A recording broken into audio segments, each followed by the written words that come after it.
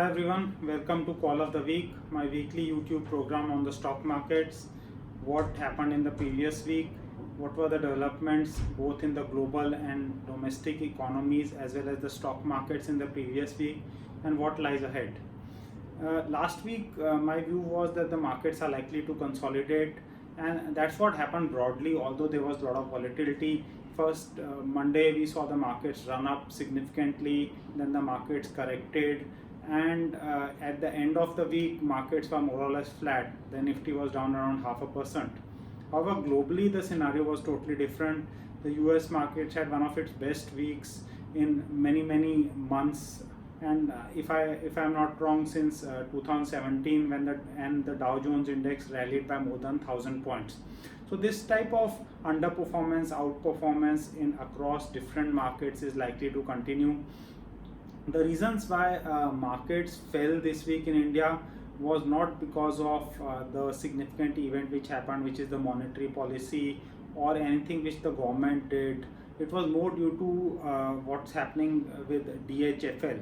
Now DHFL has built up into a sort of crisis where they defaulted on interest payment on their NCDs, and because of that the sentiments in the market got totally impacted, and we saw a sell-off in NBFCs and many other mid-cap companies as a result of that. Uh, at the end of the week, we saw that DHFL had announced that they paid up some of the interest and they are likely to pay next week. So let's see how it goes. But overall, I don't think DHFL is a kind of crisis which ILFS was, where there was a huge solvency issue, loans were given and they were not backed by collateral, and the issues were much greater. I think the DHFL issue will get resolved in a much better manner, where the haircuts or losses, even if they are there, will be much lesser than what were there in ILFS. Now, coming to the factors which are likely to impact the markets slightly longer term, and I think that was what the Monetary Policy Committee did this week. Now, it's very significant that the Monetary Policy Committee, by consensus, cut interest rates and gave an outlook that they are likely to cut rates more going forward. And that, combined with today's scenario where the overall system has gone into surplus liquidity from deficit liquidity which was there during the elections, is a good positive. And that means that the interest rate transmission as a result of the cuts which the Monetary Policy Committee has done will be much greater, and that will ultimately be positive for economic growth and revival. So immediately, what are the companies which benefit? I think immediately the companies that benefit are the ones which have got a significant debt, which are operationally doing well, and where the interest costs will go down because of this outlook of the RBI. And to that extent, I think many of these companies will save a lot on interest costs. For example, there's a company with a debt of 1,000 crores, and it is currently paying 10% interest, so it's paying 100 crores per year as interest. So if that 10%, because of what happened in the previous policy, and there's a transmission of 20 basis points, and this entire cut which happened this time and next time gets fully passed on, if the interest cost reduces by 75 basis points, interest cost goes down to from 10% to 9.25%, then as a result that company straight away saves 7.5 crores. So I think this is something which will help in improving corporate profitability this year and next year. It was important for the Monetary Policy Committee and RBI to realize that their assessment of both growth and inflation was totally wrong over the last 1.5 years. They had unnecessarily tightened in the second half of last year, and they needed to act now. And thankfully, they have not got stuck to the past, and they have acted now. The second big thing which happened after markets closed on Friday was that the RBI came out with a new circular to replace the February 12th circular of the previous year, because of which there was a lot of chaos in the corporate sector. A lot of restructuring of debt which was already on got totally stalled, and a lot of companies went to the court. Supreme Court struck down that circular, and the new circular which has come out is a better one.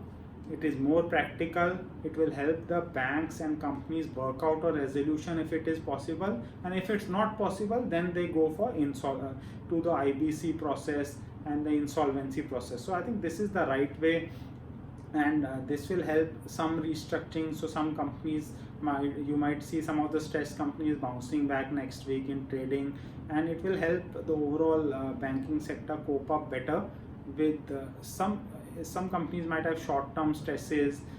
In some companies they might have assets, but the liquidity is not there, so the resolutions could happen in that way. And I think overall it's another positive development. So these two positives happened last week. And the Prime Minister has also set up two committees to focus on the economy and the internal security, etc. So I think hopefully they'll act and help and move on the revival of the economy, and that should be another thing we should watch out for. Globally, we saw that the crude oil prices crashed during the week before bouncing back at the end of the week. Overall, they still ended down for the week. The stocks of crude oil have jumped up significantly in the US. The stock of crude oil has now become the highest since 1990. So consumption growth has slowed down significantly in many major economies of crude oil derivatives, distillates. Like in China, last time I had pointed out, there was a 14% reduction in diesel consumption in the last 2 months. So as a result of which, despite issues related to Iran, Venezuela, etc., and the supply cuts by OPEC, crude prices are subdued, and that's positive for an economy like India. The other big development which happened this week was the rally in gold prices. If you remember, I have been telling everyone that gold is something which people should start owning now. It's gone through a phase of consolidation for the last 6 years. Last 6 years, gold prices have gone nowhere in dollar terms, although in individual currency terms for in different countries they might have moved up and down. And to that extent, the scenario we are seeing today is that gold prices finally are starting to move up. And I believe that this phase of consolidation will end, and over the next few years gold will eventually go back to its previous high, which was around $1,800 to the ounce. And to that extent, there was a time when gold was very fancied. Everyone was telling you to put money in gold ETFs, gold bonds, etc. I think now is the time where you should actually start allocating.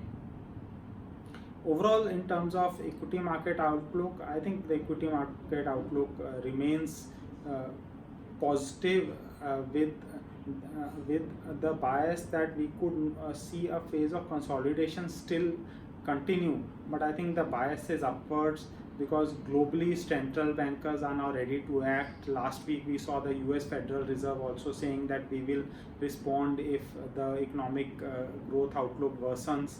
And that led to a fall in the US dollar index, and the US dollar index now seems to have reached a trend line, upward sloping trend line, which started a few months back.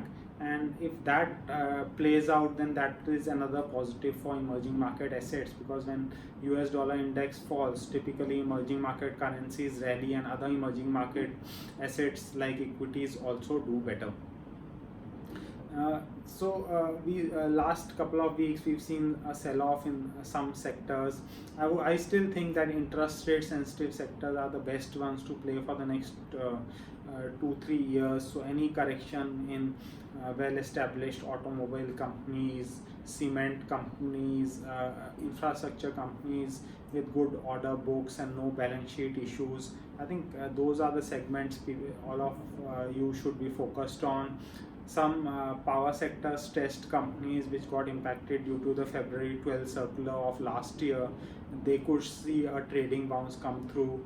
Raw material pressures have subsided significantly over the last 4-5 months, both in terms of correction in metal prices, steel prices, crude oil prices, even petrochemical prices, plastics, etc. So I think a lot of companies where the profit got impacted because of those input costs going up, they will see a revival in profitability.